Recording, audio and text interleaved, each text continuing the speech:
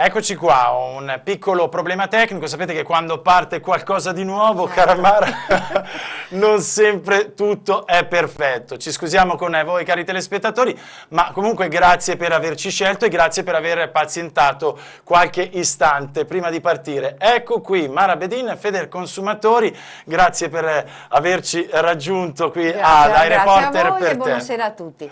Allora, sappiate cari telespettatori che c'è la possibilità di intervento in diretta, quindi allo 049 80 777 57, aspettiamo le vostre telefonate e soprattutto le domande per quanto riguarda che cosa? Il tema che vogliamo trattare insieme alla nostra Mara Bedin è quello delle bollette, ma sappiate che andremo a toccare non solo questa tematica questa sera, si parlerà purtroppo anche dei furti nei negozi del centro, cosa che purtroppo accade non solo a Padova, ma purtroppo qua e là per tutto il nostro territorio nazionale. Ci saranno anche dei collegamenti via Skype e con delle piccole informazioni o delle chicche che noi di iReporter per te, insomma, abbiamo selezionato. Mi raccomando, quindi restate con noi e approfittatene quindi in piena diretta, e avete visto dal piccolo inconveniente che non tarocchiamo niente. Certo. È tutto così. Allora, Mara, come stai? Grazie per essere qui. Beh, sto bene, anche se siamo... Un po' di emozione, ma dai. certo, ma anche se siamo in prima serata, per cui dopo una giornata di lavoro siamo qui per...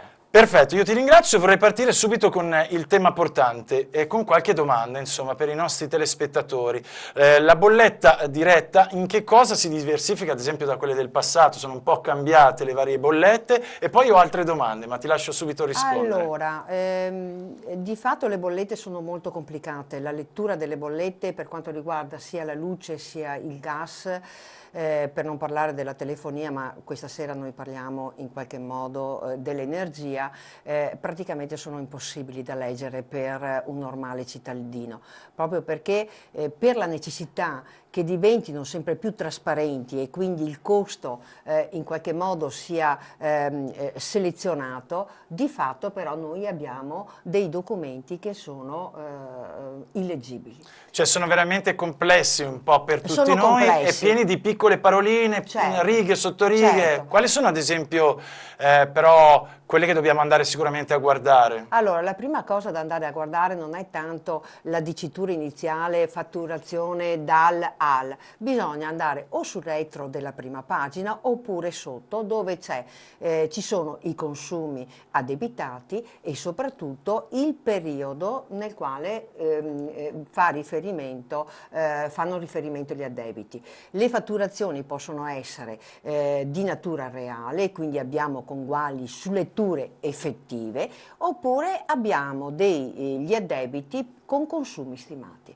Questo è un elemento sul quale noi dobbiamo fare molta attenzione. Molta attenzione sempre. Perché tantissimi gestori, soprattutto del mercato libero, continuano per molti periodi a fatturare in acconto. Se noi non facciamo attenzione, poi arrivano quei famosi conguagli molto elevati. A me ne è arrivato uno proprio in questi giorni e devo dire che non è che l'abbia presa molto bene.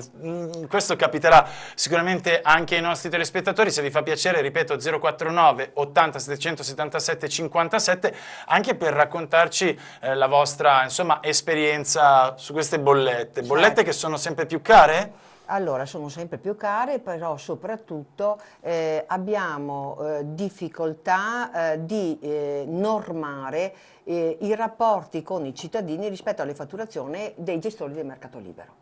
Perché? Perché tu sei una responsabile, insomma, di un'associazione molto importante anche nazionale, giusto, ripeto, Federconsumatori, e quindi sei un'esperta, avete avvocati, avete tanti esperti, ma noi che siamo la gente comune, quando arriva la bolletta, purtroppo alcuni tra noi fanno tipo a poker, l'apriamo, non so se capita anche a voi, adagio con la speranza di non vedere cifre Certo. a 3-4 zeri, e dopodiché tu ci parlavi della seconda pagina, ma effettivamente noi abbiamo difficoltà. Certo.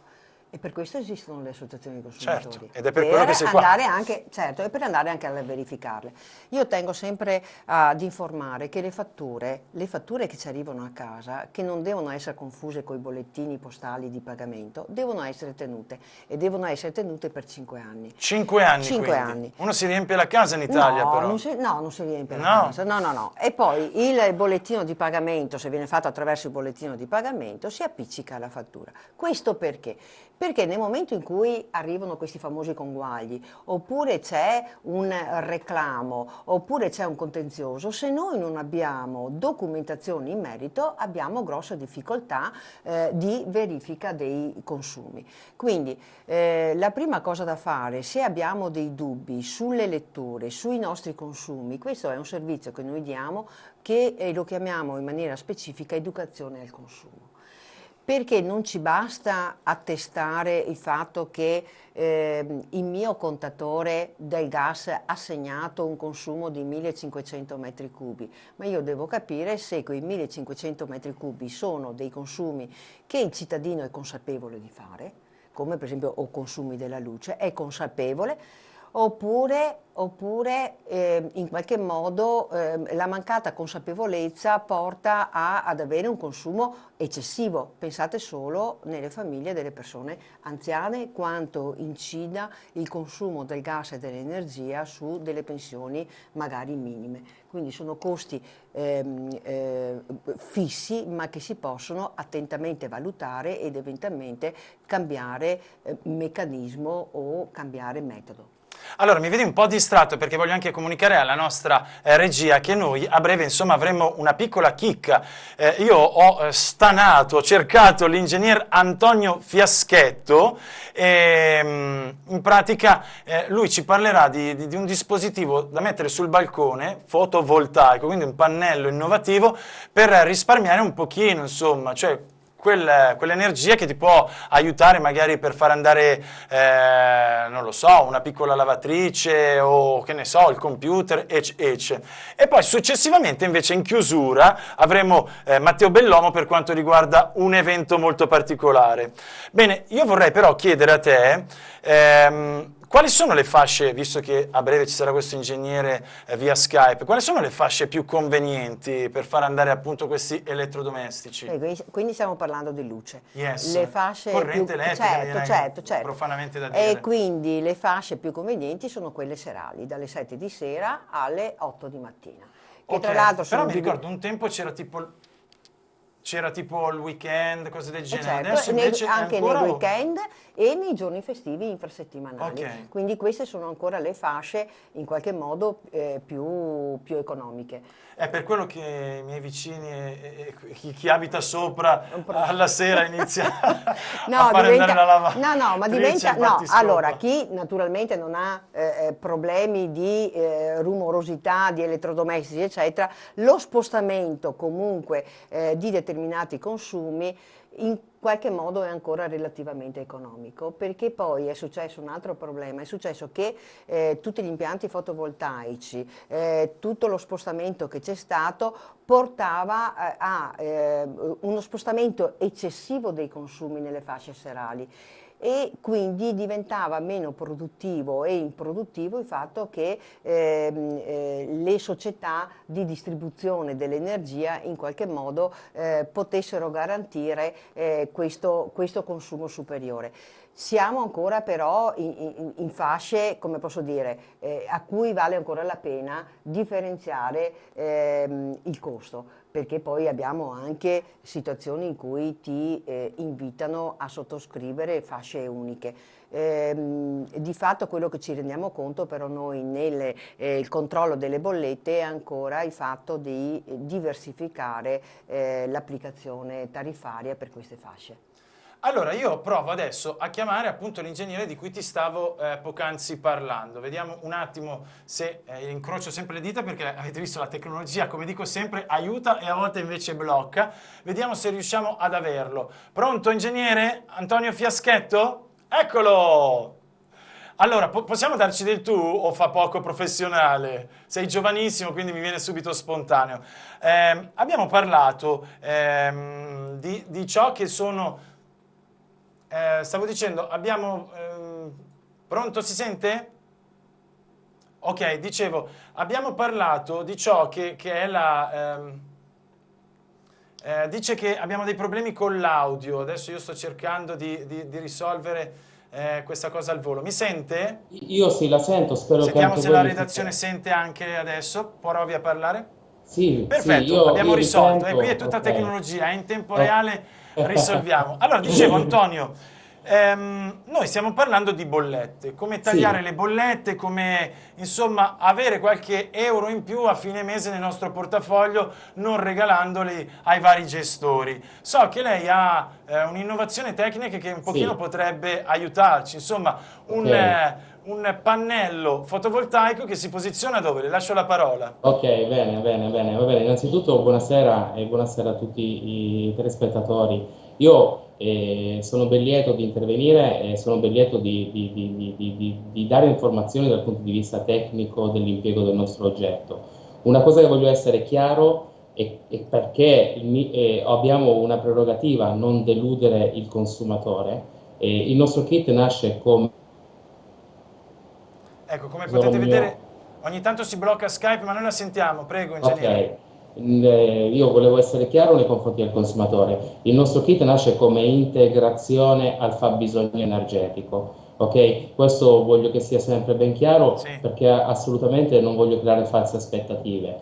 Certo che con il nostro oggetto diamo la possibilità veramente a tutti di autoprodurre corrente elettrica per il classico fabbisogno domestico. Noi abbiamo realizzato questo oggetto, tra l'altro modulare, quindi posso impiegarlo lì dove manca servizio energetico, ma allo stesso tempo posso impiegarlo anche diciamo, pensando ai quotidiani utilizzi domestici.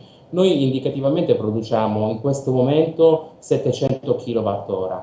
Sappiamo benissimo che il costo energetico in bolletta, insomma, purtroppo a volte incide questo molto. costo aumenta perché purtroppo ci sono dei valori aggiunti e questo grava molto diciamo, nelle tasche dei nostri italiani. Io la cosa che ribadisco, il fatto che sia un'opportunità per tutti quanti ci consente anche di parlare di risparmio energetico. Il nostro compito qual è adesso? Decisamente abbattere il costo di vendita del nostro oggetto per fare in modo che possa essere Sì, un che per oggetto adesso per diciamo è una tutti. novità, quindi Sì, logicamente ha un costo, poi pian certo. pianino. Ok, noi stiamo lavorando per fare in modo che possa essere venduto a tutti abbassando il costo di produzione, in maniera tale che io posso anche pensare di questi 700 kW all'anno, se io posso farne a meno di prelevarli diciamo, dalla normale gestione, Certo. è un risparmio importante. È un Come si risparmio chiama il brevetto? Pippi, mi sembra.